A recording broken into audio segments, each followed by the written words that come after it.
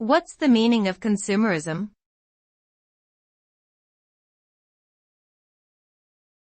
Consumerism.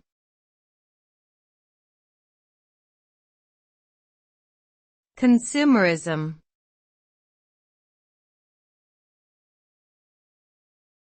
Consumerism.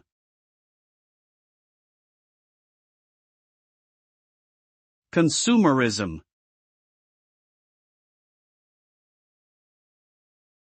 Consumerism refers to the cultural and social phenomenon of an increasingly strong emphasis on the acquisition and consumption of goods and services.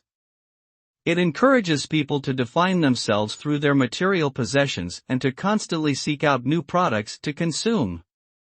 The results of consumerism include a higher demand for goods and services, leading to economic growth and increased employment opportunities. However, consumerism has also been criticized for contributing to environmental degradation, social inequality, and the creation of a throwaway culture where products are quickly discarded in favor of newer ones.